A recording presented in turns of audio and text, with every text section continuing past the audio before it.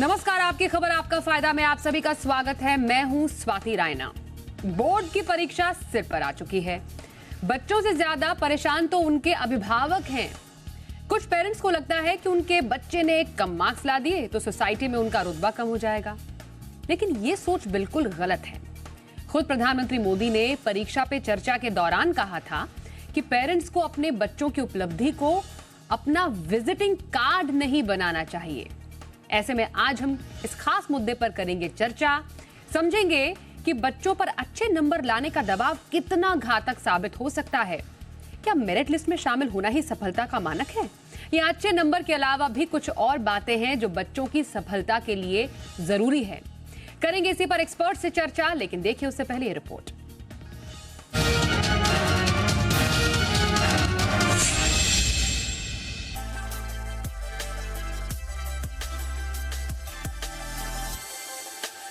बारहवीं fail film तो आपने देखी होगी। अगर नहीं देखी होगी तो इस फिल्म के चर्चे जरूर सुने होंगे कि कैसे एक 12वीं फेल लड़का हताश नहीं होता है पर अपनी मेहनत और लगन से देश की सबसे प्रतिष्ठित सिविल परीक्षा में सफलता हासिल करता है। फिल्म की कहानी न केवल सच्ची घटना पर आधारित है बल्कि उन पेरेंट्स के लिए सबक है जो अपने बच्चों की योग्यता को उनके अच्छे अंकों से मापते हैं। ये मुद्दा इस समय इसलिए भी प्रासंगिक है क्योंकि जल्द ही 10वीं और 12वीं के बोर्ड की परीक्षा शुरू होने वाली है। शायद ये बात आपको बचकानी लग सकती है, लेकिन सच्चाई ये है कि बोर्ड की परीक्षा को लेकर बच्चों से ज्यादा उनके पेरेंट्स परेशान हैं। बच्चों पर अच्छे नंबर लाने का दबाव है। दरअसल ये एक अलग तरह का प्रेशर है। मसलन पेरेंट्स के लिए सोसाइटी का प्रेशर, रुतबे का प्रेशर और अपने बच्चों के करियर का प्रेशर। और प्रेशर के शिकार हो रहे हैं देश के नौनिहाल। प्रतिस्पर्धा के दौर में अच्छे अंक लाने का ये दबाव सीधे बच्चों के मेंटल हेल्थ को प्रभावित कर रहा है। खुद पीएम मोदी ने परीक्षा पे चर्चा के दौरान कहा है कि माता पिता को अपने बच्चों की उपलब्धि को अपना विजिटिंग कार्ड बनाने से बचना चाहिए। उन्होंने ये भी कहा है कि पेरेंट्स को अपने बच्चों की तुलना दूसरे बच्चों से नहीं करनी चाहिए। पीएम मोदी की ये बातें उन पेरेंट्स के लिए एक सीख है जो अपने बच्चों पर अच्छे नंबर लाने का दबाव बनाते हैं। इन्हें लगता है कि उनके बच्चे केवल और केवल अच्छे अंकों के जरिए ही सफलता की सीढ़ी चढ़ सकते हैं, जबकि ये महज भ्रम है। ये भी देखा जाता है कि पेरेंट्स अपनी इच्छाओं को अपने बच्चों पर लादते हैं। मसलन कोई अपने बच्चे को डॉक्टर बनाना चाहता है, तो कोई इंजीनियर, तो कोई आईएएस। वो ये जानने की कोशिश नहीं करते हैं कि उनका बच्चा क्या बनना चाहता है, उसका रुझान किस ओर है। दरअसल हर बच्चों के अपने कुछ खास गुण होते हैं। जरूरी नहीं कि वो दूसरे बच्चे में हो। तभी तो कोई बच्चा तकनीकी के क्षेत्र में, तो कोई प्रशासनिक सेवा में, तो कोई न्यायिक क्षेत्र या कोई स्पोर्ट्स के फील्ड में अपना करियर बनाता है। कई बार बच्चों के अच्छे नंबर नहीं आ पाते तो क्या समझे कि उसका करियर खत्म हो गया है? कतई नहीं।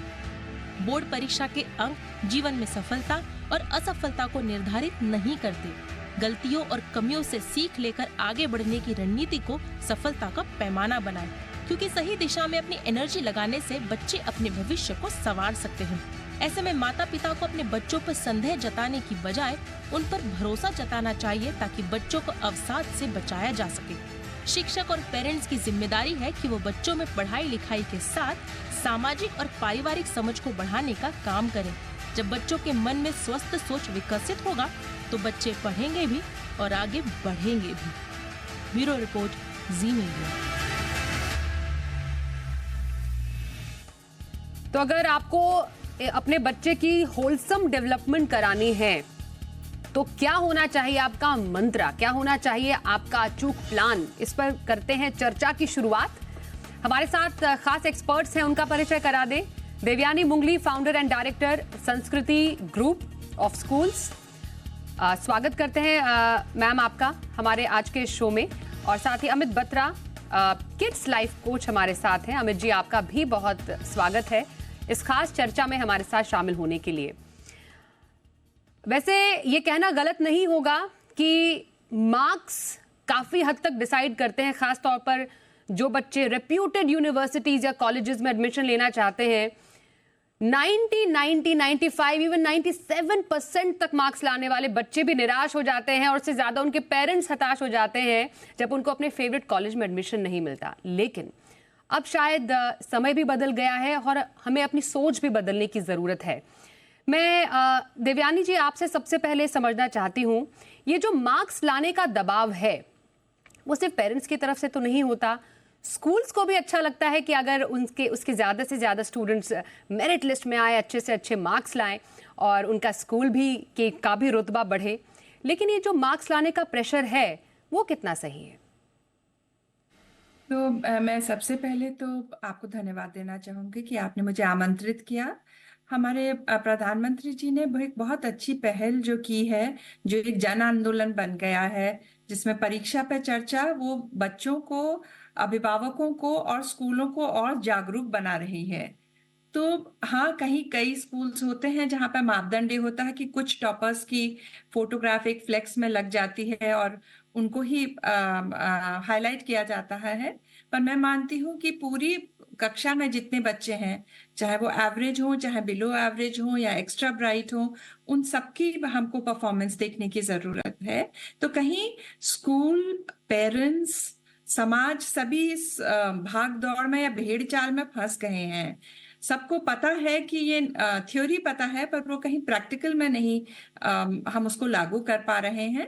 और मुझको कुछ ही समय पहले कुछ पेरेंट्स मिले थे जिन्होंने कहा था कि उन पे भी पीयर प्रेशर है, जो मेरे लिए पहले मुझे बड़ा अजीब सा लगा कि कहाँ बच्चा कितने मार्क्स लाएगा, पड़ोसी का बच्चा कितना लाया है, रिश्तेदार का बच्चा कितना लाया है। और जैसे आपने कहा है कि नंबर भी इतने इफरात में बच्चों के आते हैं, इतने हाई मार्क्स आते हैं, लैंग्वेजेस में 100% हमने सुना नहीं था, पर अभी आते हैं बच्चों के, तो वो फिर भी जैसे आप कह रहे हैं कि मनचाहे स्कूल कॉलेज में नहीं जा सकते, पर आजकल तो इतने सारे ऑप्शन हैं हमारे पास। तो कहीं अपनी अनफुलफिल्ड डिजायर्स या जो हम अपनी इच्छाओं को बच्चों पर ना ला दें, जिससे बच्चे इस तनाव के बोझ में कहीं दब ना जाएं।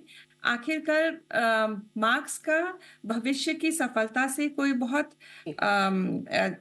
ठीक है, कोई लोग जो बहुत अच्छा परफॉर्म करते हैं, बहुत अच्छे जॉब्स में चले जाते हैं, अच्छा करते हैं, पाथ ब्रेकिंग काम करते हैं, पर कई ऐसे लोग भी हैं जो एवरेज हैं और उनके इमोशनल और सोशल स्किल्स इतने अच्छे हैं कि वो आगे चल के अपने करियर्स में बहुत अच्छा करते हैं। तो हमें कहीं पे एक जो ये मुहिम चली है, इसको और बढ़ाना है और इसमें हम सभी पालक, बिल्कुल, पेरेंट्स, सबका एक जैसा योगदान होना चाहिए देवयानी जी, जैसा आपने कहा। और यहाँ पर एक बात आपने काफी महत्वपूर्ण बताई है कि टॉपर्स इसलिए टॉपर्स हैं क्योंकि वो मेहनत करते हैं और उनका तो हम धन्यवाद करते हैं कि वो किस अच्छे तरीके से पढ़ाई करके टॉप मेरिट लिस्ट में आते हैं। लेकिन टॉपर्स की परिभाषा क्या होनी चाहिए, या स्कूल्स को कैसे डिसाइड करना चाहिए कि बच्चा क्या सिर्फ एकेडमिक्स में अगर अच्छा है तो वो टॉपर है? मैं इससे पहले इस पर एक रिएक्शन लूँ। हमारे साथ एक और हमारी एक्सपर्ट जुड़ गई है शो में, डिम्पल गोयल, शिक्षाविद हैं। डिम्पल जी, आपका भी स्वागत करते हैं। अमित जी, आपकी तरफ मेरा ये प्रश्न होगा कि जब हम कहते हैं टॉपर, तो एक स्कूल का या हमारी सोसाइटी का एक ये शायद मापदंड होता है, टॉपर मतलब पढ़ाई में अच्छा होने वाला बच्चा, और हम उसी को टॉपर मानते हैं। लेकिन जैसा देवयानी जी ने भी कहा कि एक बच्चा मानिए पढ़ाई में एवरेज है, लेकिन वो शायद स्पोर्ट्स में अच्छा है, या बोलने में अच्छा है, आर्ट्स में अच्छा है, म्यूजिक में अच्छा है, डांसिंग में अच्छा है, या उसके अंदर कोई ऐसी बेहतरीन स्किल है जो कि आगे जाके उसको बहुत बड़ा बना सकती है। तो क्या ये भी कुछ ऐसे क्वालिटीज हो सकती हैं या होनी चाहिए जो आगे जाकर एक बच्चे के लिए टॉपर बनने के इस डेफिनेशन में शामिल हो आगे आने वाले समय में? तो ये जो आपने बात कही है टॉपर की, हमारा पर्सपेक्टिव बहुत ही नैरो है जब हम बात करते हैं और एग्ज़ाम को लेके करते हैं, जिसकी वजह से क्या है, बच्चों पे प्रेशर बहुत आ जाता है। और आप देखेंगे बहुत सारे बच्चे स्टडी से स्ट्रगल कर रहे हैं। होना क्या चाहिए, हमें बच्चों को तैयार करना है लाइफ के लिए, एक एग्ज़ाम के लिए नहीं। बड़ा मेजर ब्रॉडन हमें अपना पर्सपेक्टिव रखना है। एक इससे बहुत बड़ा चैलेंज आता है, हमें जो समझने की ज़रूरत है, स्टडीज़ एज सच डिफ़िकल्ट नहीं है। स्टडीज़ तो जो आपका करिकुलम तैयार किया गया है वो तैयार किया गया एक एवरेज बच्चे को दिमाग में रखे। बट जब हम इतना प्रेशर फियर एग्जर्ट करते हैं, हमें लगता है बच्चा पढ़ेगा नहीं। प्रेशर फियर हम बच्चे पे एग्जर्ट कर रहे हैं इतना ज़्यादा, जिससे कि अब बच्चे का, अभी आप अगर पढ़ने के लिए आपको अच्छा फोकस चाहिए और प्रेशर और फियर उल्टा काम करते हैं और हम यही कर रहे हैं, तो मैं आपको अगर एक केस स्टडी बताऊं, एक हमारे पास बच्चे आए थे, लड़की आई थी, 2 महीने से स्कूल नहीं जा रही थी, डिप्रेशन मेडिकेशन उसका चल रहा था और उसको टीचर ने बोल दिया था ये बच्ची पढ़ नहीं सकती, मैथ्स में तो फेल ही होती थी वो। अभी 6 महीने के बाद उसी लड़की ने, क्योंकि हमने प्रेशर और फियर उससे हटा दिया, वही बच्ची अभी मैथ्स में सेकंड आई है और हमने ब्रॉडन पर्सपेक्टिव कर दिया उनका, सिर्फ ये सिंपल टिप्स और ट्रिक्स करके। एग्जाम्स हमारे लिए हमें बिल्कुल क्लियर समझने की जरूरत है, बच्चे की होलिस्टिक डेवलपमेंट पे जब हम फोकस करेंगे, एग्जाम्स और स्टडी अपने आप they get taken care of. हमें बहुत ज्यादा चिंता करने की जरूरत नहीं है उसके लिए। बिल्कुल बिल्कुल। और एक समय तो ऐसा भी था, अब भी शायद होता होगा कई घरों में, लेकिन अब तो थोड़ा सा रिलैक्स हो गया है। बोर्ड एग्जाम्स होने वाले हैं तो पहले क्योंकि केबल ज़्यादा लोग देखना पसंद करते थे, अब तो और भी माध्यम हो गए हैं एंटरटेनमेंट के। पेरेंट्स केबल टीवी कट कर देते थे, बाहर खेलने नहीं जाना है, आपका मोबाइल फ़ोन ले लिया जाता है, आप कोई और एक्टिविटी नहीं कर सकते, दिन रात बस पढ़ाई करनी है। क्यों? क्योंकि आपको परीक्षा में अच्छे नंबर लाने हैं। लेकिन इसमें एक और एस्पेक्ट है जिसको समझना ज़रूरी है। डिम्पल जी, आप इसको बहुत अच्छे से हमें बता पाएंगी, क्योंकि स्कूल्स में भी हम देखते हैं, क्योंकि जब बात आती है फोकस, प्रेशर और फियर की, जिसका जिक्र अमित जी ने यहाँ पर किया, हम यूजुअली स्कूल्स में देखते हैं, चाहे वो एक रेप्यूटेड स्कूल ही क्यों ना हो, जिसकी बहुत समय से साख बढ़ी है, या बाकी जो जितने भी स्कूल्स हैं वो हो, जो स्टूडेंट टू टीचर रेशो है वो एक बहुत बड़ा पार्ट प्ले करता है किसी भी बच्चे की डेवलपमेंट के लिए। अगर क्लास में मानिए 60 से 70 बच्चे हैं और टीचर एक है, वो किस किस पे फोकस करे? हो सकता है किसी बच्चे को ज्यादा फोकस की जरूरत हो और कोई बच्चा बहुत अच्छे से समझ जाए। और ये सिर्फ बड़े क्लासेस में नहीं, नर्सरी से लेकर शायद 12th तक का ही बच्चा क्यों ना हो, और किसी को एक इक्वल अटेंशन की जरूरत है। क्या ये एक लूप होल है जिसको अभी भी स्कूल्स को, इंस्टीट्यूशंस को ब्रिज करने की जरूरत है? नमस्कार, धन्यवाद मुझे यहाँ आमंत्रित करने के लिए और इस चर्चा के लिए। मेरा मानना ये है, बहुत बहुत इम्पोर्टेंट सवाल है ये भी, कि स्टूडेंट टीचर रेशियो एक सही होना बहुत जरूरी है। क्योंकि एक टीचर अगर बहुत सारे छात्रों के लिए रिस्पॉन्सिबल होगी तो अटेंशन नहीं दे पाएगी। लाइक हम लोग इंडियन बोर्ड सीबीएसई आईसीएसई में देखते हैं, जहाँ 40, 45, 50 बच्चे होते हैं। और वहीं जब मैं मुंबई यूनिवर्सिटी में प्रोफेसर थी तो 120 बच्चे एक क्लास में। तो ये इस तरह का एजुकेशन, हमारे बच्चों का जो एक टैलेंट है, एक बच्चे का जो कनेक्शन है, एक बॉन्ड है, वो बिल्ड ही नहीं हो पाता है। जो आजकल हम देखते हैं कि इंटरनेशनल स्कूल में वो रेशियो कम होने की वजह से हम लोग जो है उनको ज्यादा अटेंशन दे पा रहे हैं। बिकॉज ये बहुत जरूरी है कि एक बच्चे की लाइफ का जब डेवलपमेंट हो रहा होता है तो टीचर उनके रोल मॉडल्स होते हैं। चाहे हम छोटी क्लासेस में ले लें, चाहे वो हायर स्कूल में, अब जब 9th-10th के बच्चे हैं, वो इंडिविजुअली एक टीचर से बहुत कनेक्टेड बच्चा फील करता है। लेकिन अगर वो बच्चा इग्नोर होगा या उसको अपने सवालों के जवाब नहीं मिलेंगे, तो वो एक तरह से हताश सा हो जाता है कि वो किससे पूछे और कैसे वो कनेक्शन और बॉन्ड उसका डेवलप हो।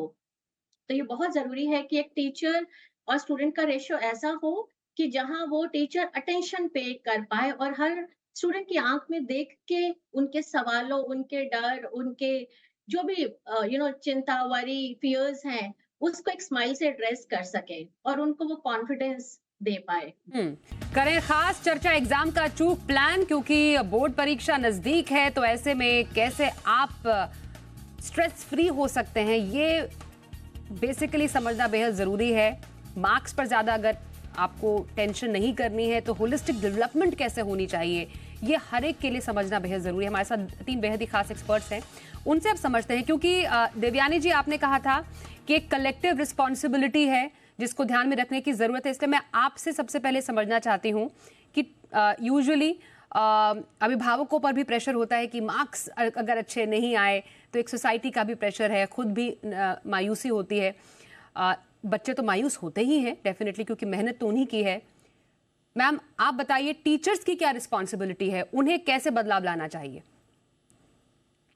इसको एक डेस्टिनेशन ना मान के एक बीच का एक सिर्फ पड़ाव मांगे हम एग्जाम को, जिससे कि बच्चे की हमको क्षमता पता चल रही है, कैपेबिलिटी, कहाँ वर्क करना है उस बच्चे ने, ये पता चल रहा है।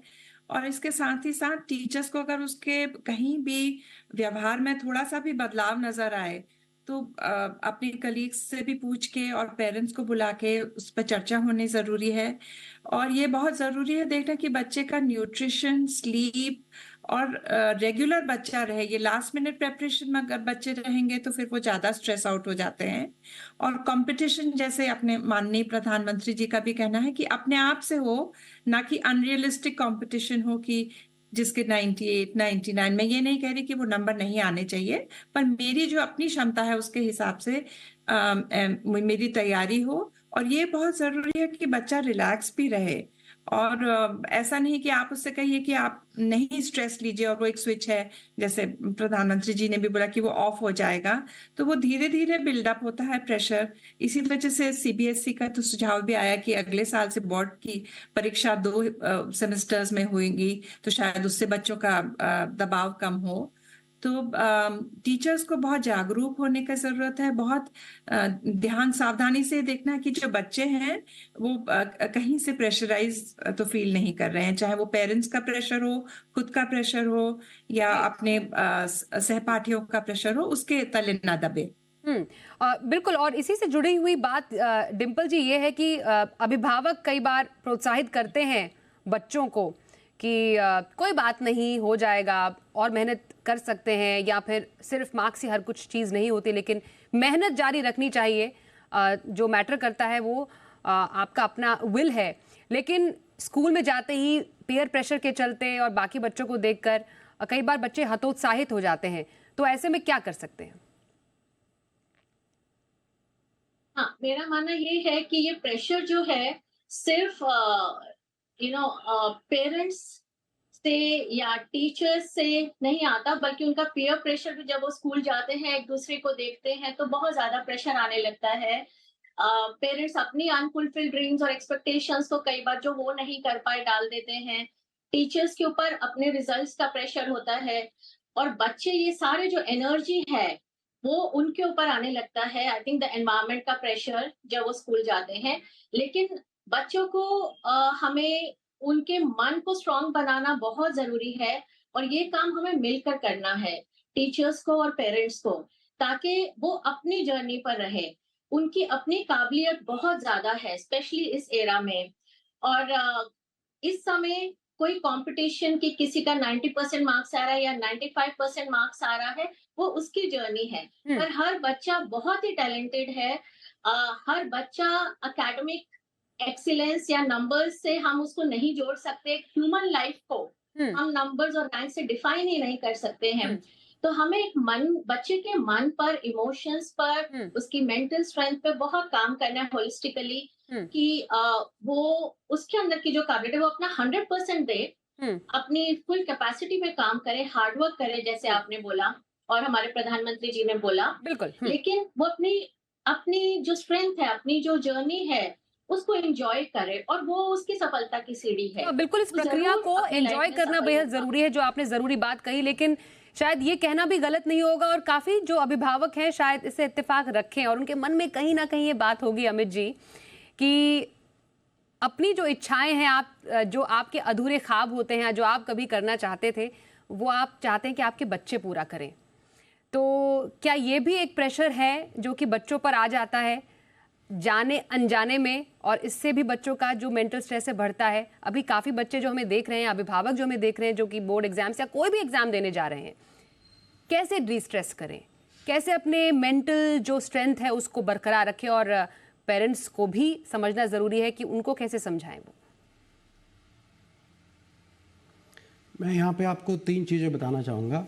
और उससे पहले जो हमने बात की कि पेरेंट, टीचर्स, पीयर्स सबका प्रेशर है, एक चीज़ जो सबसे इम्पॉर्टेंट है, parents have the power to create their child destiny. Teachers और पीयर्स बाद में आते हैं। 3 इम्पॉर्टेंट चीज़ अगर पेरेंट्स फॉलो करते हैं तो कोई भी बच्चा एकेडमिक्स में क्या, हर फील्ड में अच्छा कर सकता है, कोई भी। जैसे मैंने आपको एग्जाम्पल दिया, ये लड़की जिसको टीचर्स ने बोल दिया था ये मैथ्स कभी पढ़ नहीं सकती, 6 महीने बच्ची अपनी क्लास में मैथ्स में सेकंड आई है। 3 चीज़ें क्या हैं? सबसे पहले हम ये समझते हैं बच्चे इर्रिस्पॉन्सिबल हैं, जो कि सही नहीं है। हर इंसान, हर बच्चा ग्रो करना चाहता है लाइफ में। आपको अपने बच्चे पे भरोसा रखना है।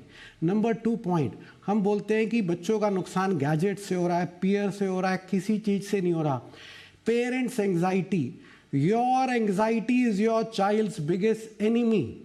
नंबर 3, किसी भी बच्चे को किसी भी फील्ड में, चाहे एग्जाम्स हो चाहे आउटडोर एक्टिविटी हो, उसको कॉन्फिडेंस चाहिए अच्छा करने के लिए। एक छोटे बच्चे में कॉन्फिडेंस कब आएगा? जब पेरेंट्स अपने बच्चे में विश्वास रखेंगे। If you think your child can, you are right. If you think your child can, you are right.